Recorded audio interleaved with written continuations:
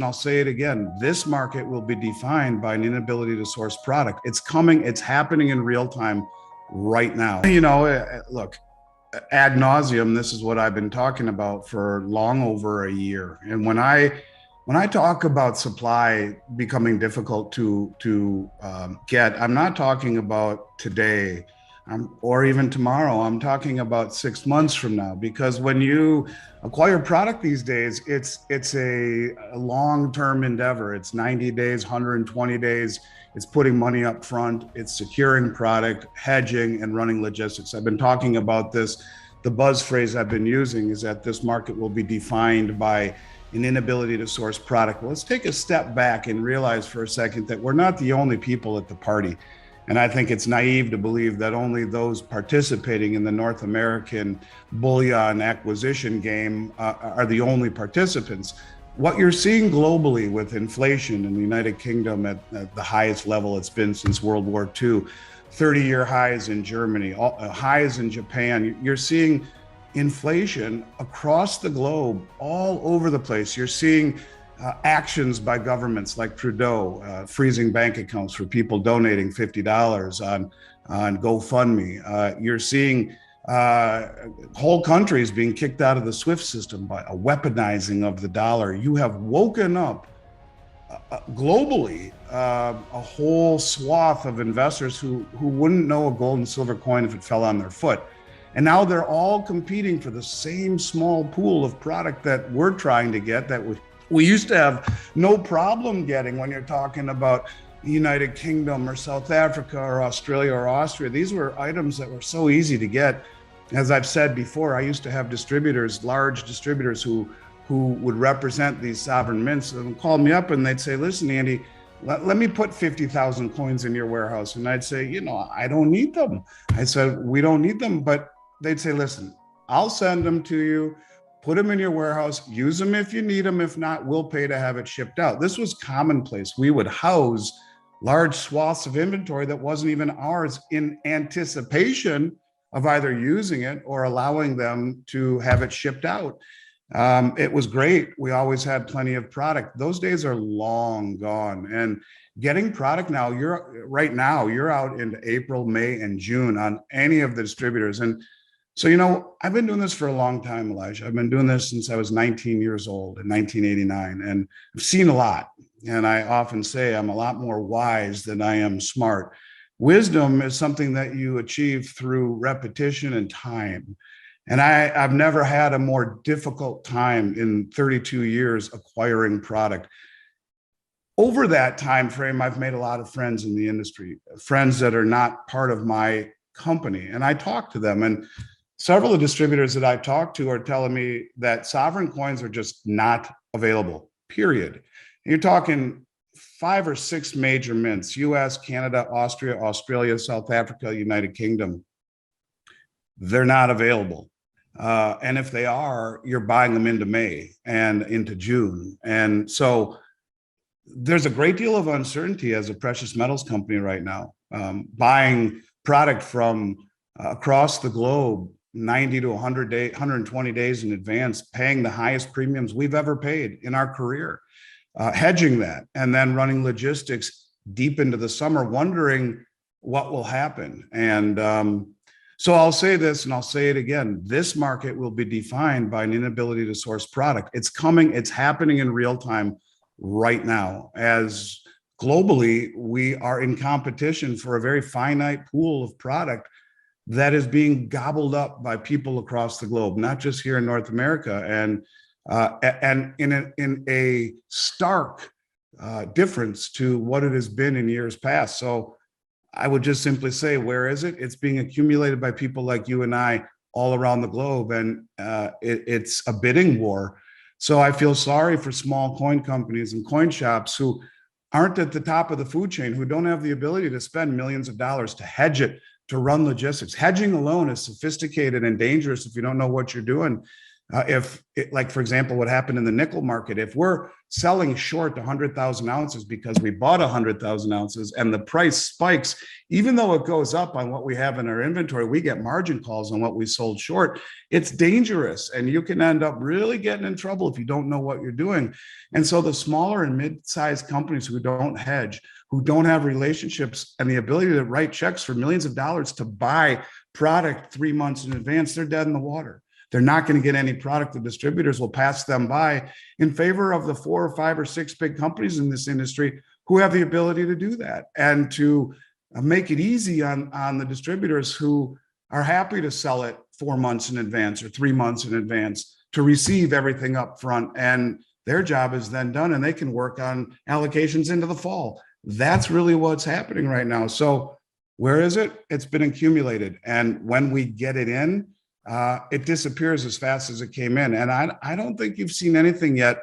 I really do believe you're beginning to see a larger awakening by the mainstream into protecting what it is that they've worked so hard all these years to have obtained, Elijah. So there's no talking my book. I've been saying this for a long time, got a lot of crap for it, only because I wasn't looking at the here and now. I was looking to where we are here today.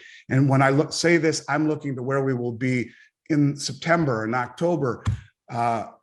It's getting exponentially harder every single day to continue to get product in. You have to spend way more money, expend way more time and effort. And I don't see it getting anything but more difficult, to be honest with you. People don't have to believe me. I've spoken until I'm blue in the face about this. You see it, you know it. You're as honest as anyone I've ever met. You wouldn't sit and perjure yourself here online saying you're wrong. You see it firsthand. And we're high up on the food chain. And I talk to all the major distributors. They're all facing the same problem. So yeah, there's product to be sold, and we are selling product. It doesn't mean that inventory is flush or that it makes me feel confident that it'll be easy to continue to fill inventory. Look, we run a business that did over $500 million in sales last year.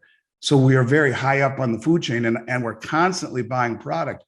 But it has become, without question, the number one most difficult part of our business.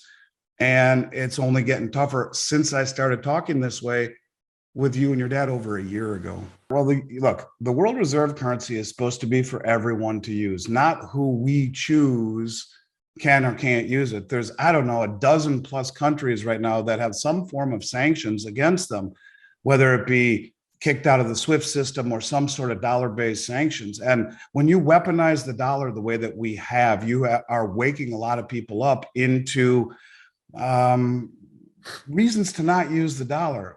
As an example, with what we've done with Russia, we're pushing them into the arms of the Chinese, who have built a system, an infrastructure. They have their SIP system, the cross interbank payment system.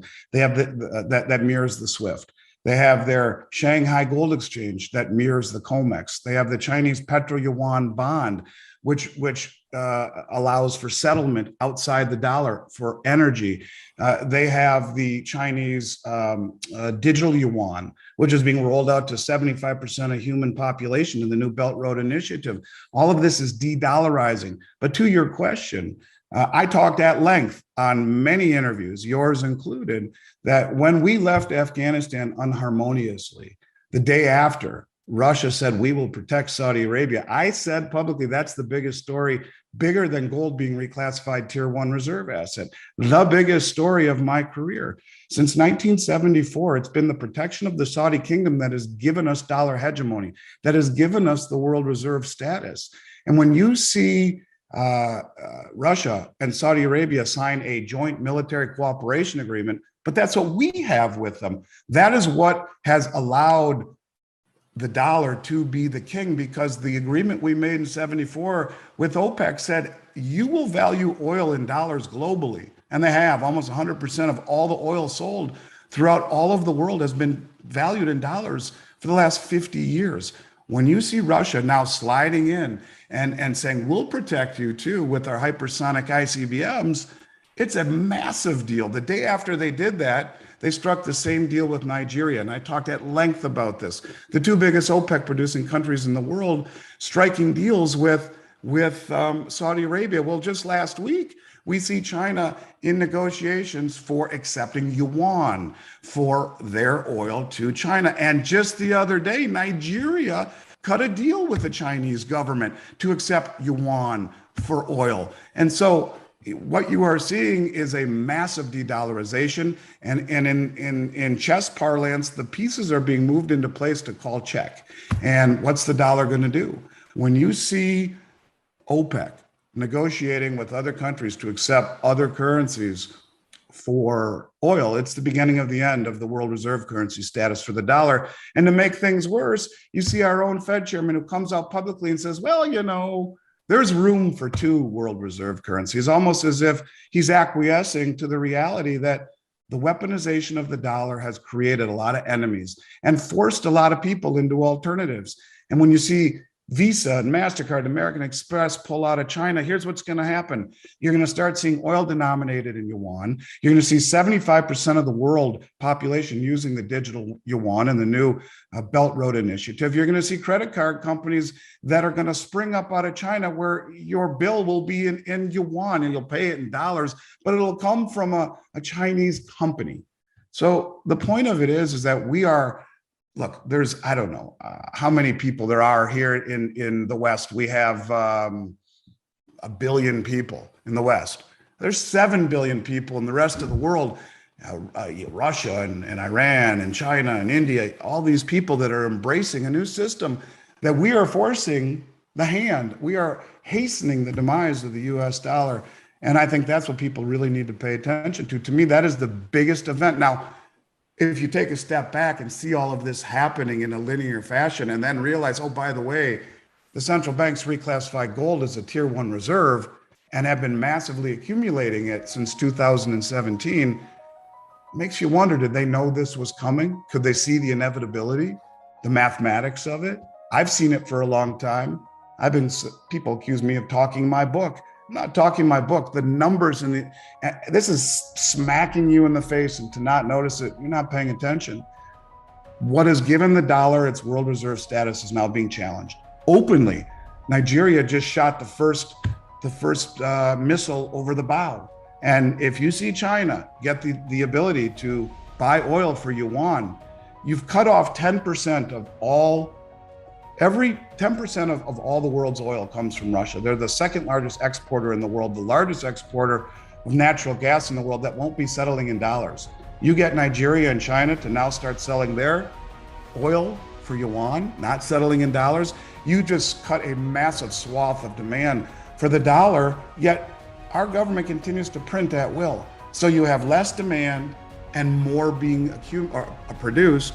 More produced, less demand means falling prices, falling value of a dollar, which means rising interest rates, which means you blow up the whole system.